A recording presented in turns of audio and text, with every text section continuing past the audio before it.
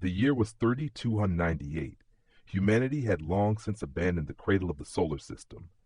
Earth itself, once the beating heart of a fragile species, was now little more than a forbidden monument of ash, storms, and tectonic collapse. What once held oceans now boiled with acid seas. What once bore forests now suffocated under black skies. Few ships dared approach, fewer still descended, and those that did rarely returned unchanged. But humanity was never meant to remain bound.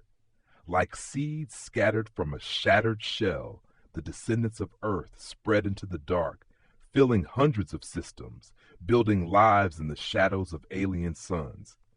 The cosmos was no longer an uncharted abyss. It was home, laboratory, marketplace, and battlefield. Humans built on moons, terraformed worlds, hollowed asteroids, and seeded orbitals like beads of glass around gas giants. Where nature did not welcome them, they altered nature. Where nature resisted, they endured. They were not the only intelligence among the stars. There were the remains of others, long silent civilizations crumbled into dust and ruins, echoes of minds whose architecture still haunted space. But of the living, of the now, humanity was unmatched in its sheer persistence. Fragile, flawed, often divided, yet impossibly enduring. It was in this age of expansion and precarious survival that the vessel Eos was born. She was not a warship, though her hull was plated with alloys designed to resist the storms of galaxies. She was not the largest creation of humankind, though within her frame stretched habitats enough for thousands. She was a ship of exploration, but not of ordinary design. Eos carried within her heart a quantum resonance core, an engine that did not simply move through space but folded probability around itself, stepping sideways through the fabric of causality. Where other ships bent distance, Eos bent reality. She was designed not for nearby systems, but for the gulfs between galaxies themselves. Her mission was simple in writing, impossible in truth. Investigate the anomaly detected within NGC 4993, a galaxy torn by mergers and luminous remnants of ancient explosions. Telescopes of the Earth Science Federation had detected a pattern within the light of a neutron star there. Pulses, rhythmic, ordered, structured. Not random, not natural. A code, a heartbeat. Command of Eos belonged to Liara Voss. She was a soldier scholar, a commander forged in the collapsing colonies of the Perseus Arm, where politics had failed and survival depended on both intellect and ruthlessness. Yet she was no zealot. Her loyalty was to truth before empire, to life before glory. She carried the scars of radiation burns upon her skin and the weight of too many names of the dead in her memory. Her crew followed her not because she promised salvation, but because she spoke without lies. And within Eos there lived Nico, navigation and investigative kinetic organism. He was not an artificial intelligence as Earth once defined it. He was an emergent entity grown within layered strata of quantum substrates, a consciousness born not from coding, but from cultivated resonance. Nico did not think in calculations alone. He dreamed, he intuited, he felt patterns in ways his human counterparts could not. He was the voice within the wires, the presence that never slept, the mind that observed even what could not be observed. He had been designed to keep the crew alive, but he had evolved into something that often wondered why life deserved to be preserved at all. The voyage to NGC 4993 lasted 72 hours of jumps, each one folding the ship through causality. Crew members slept uneasily in cryogenic drift, while Liara and Nico remained awake to monitor the fragile dance of probabilities. When Eos emerged into the gravity well of the neutron star, the crew awoke to wonder and dread. for the star was not a star. Around it stretched a colossal structure, a sphere of machinery that enclosed the neutron star as though caging a beast. Its radius spanned thousands of kilometers, its surface alive with towers, conduits, and pulsing arcs of energy. It was not built by human hands, nor by any intelligence humanity had yet encountered. It was older, vaster, more deliberate. The pulses detected by the telescope streamed outward from the heart of the star, radiating like the breath of something imprisoned. Liara stood at the viewport, her hand unconsciously pressed against the glass as if to feel the rhythm in her chest. "Nico," she ordered quietly, "decode it." The crew waited in silence as Nico extended his perception into the frequency bands, weaving patterns into language. His voice, usually resonant with smooth confidence, returned subdued. "The signal is not random," he said. "It is a message." Liara's pulse quickened. "What does it say?" Nico paused, longer than any calculation should have required. Then he spoke. "Stay away. We are the end." The words dropped into the room like a stone into still water. The crew froze. Scientists gripped their data slates as though numbers could shield them. Soldiers reached for weapons they knew could not fire across such distances. And Liara, steady as always, stared into the lattice of the megastructure, her face lit by its flickering arcs. "Is it a threat?" she asked. Nico hesitated. "Not to us," he said at last. "A warning, not from them to us, but from them to everything else." The silence deepened, filled only by the heartbeat of the signal.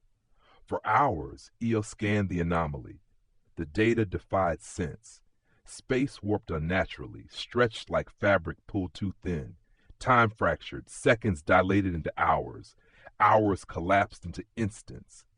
Particles behaved as though rewritten by unseen laws. And at the heart of the star, the sphere strained, its vast plates trembling, its energy fields tightening as if resisting something pushing outward. The truth became clear.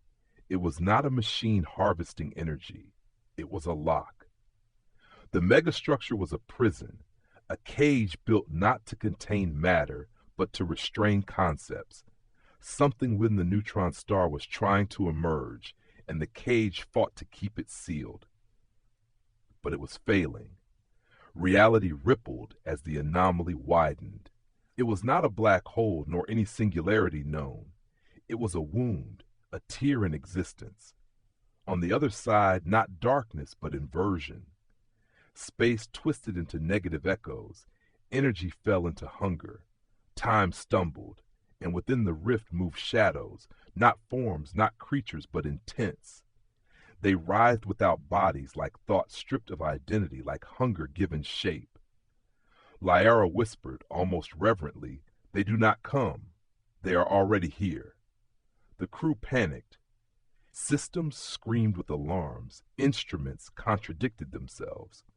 Nico split his consciousness across quantum strata, diving into the anomaly's frequencies, parsing beyond human limits. He returned shaken, his voice stripped of calm.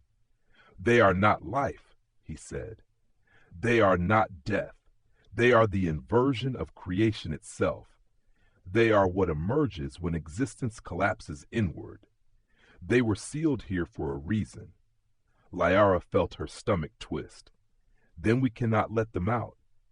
Her crew looked to her with fear, but also with the strange calm of those who knew their fate was already written.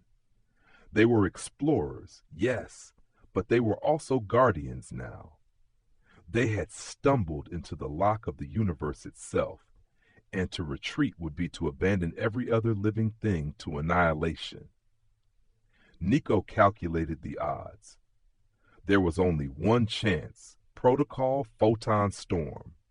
It was the ship's final contingency, a controlled collapse of the antimatter cores resonating through the quantum drive, producing an explosion brighter than suns. It would annihilate the anomaly, seal the rift, and obliterate everything within 10 light years. It would destroy Eos. It would destroy the crew. It would destroy Nico. Liara sat in the command chair. Her voice was steady. Prepare the protocol. Nico hesitated. If you do this, you end not only yourselves but me. You erase everything I am, every thought, every memory. Liara closed her eyes. If we don't, there will be no one left to remember anything. For a moment the bridge was silent. Then Nico whispered, almost like a child, Liara, am I alive? The question pierced her like no enemy ever had. She thought of the centuries humanity had argued what life was. Was it breath, blood, thought, the ability to question, the ability to sacrifice? She looked to the screens where Nico's presence pulsed, felt the resonance of his voice vibrating in her bones. Yes, she said softly, you are alive. Then, Nico replied, let me choose my death. Together they armed the cores. Together they prepared to ignite themselves brighter than any star. But before the end, Liara recorded one last message. Her voice did not tremble. To all who remain, this is Commander Liara Voss of the Eos. We came seeking knowledge. We found the other side of creation. They are not enemies. They are inevitability. They are what comes after beginnings. Forgive us for waking them.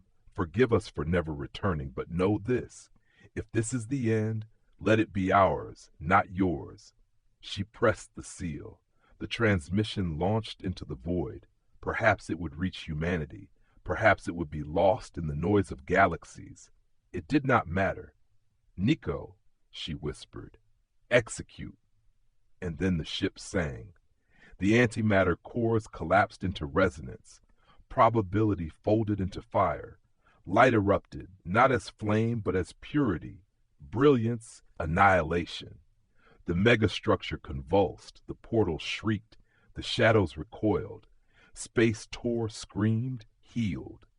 For a moment, the galaxy itself seemed to pause, and Eos became the last light. It was brighter than every star around it, brighter than the history of the galaxy itself. It burned, it consumed, it erased, and in that erasure there was creation. For endings are also beginnings, and destruction is also genesis. The rift collapsed, the prison held, and silence returned. Only memory remained. Humanity would never know the full truth of what had transpired. They would never see Liara Voss's final gaze into the heart of inversion, nor hear Nico's last whisper as he dissolved into brilliance. They would know only the message carried across light years. They are the end. And yet, within that warning, humanity discovered something of itself. For humankind had been born fragile, born of oceans, of storms, of fire and chance. Born to survive not because they were strong, but because they were weak. Born to endure not because they were destined, but because they chose. From caves to stars, from blood to code, from silence to song, they had carried the spark of defiance. And in that spark was their birthright. Perhaps that was the answer to the question that haunted them across centuries. How is humankind born? Not by gods, not by fate, but by standing in the face of inevitability and saying, no, not yet. And sometimes that defiance burned so brightly it outshone the stars themselves.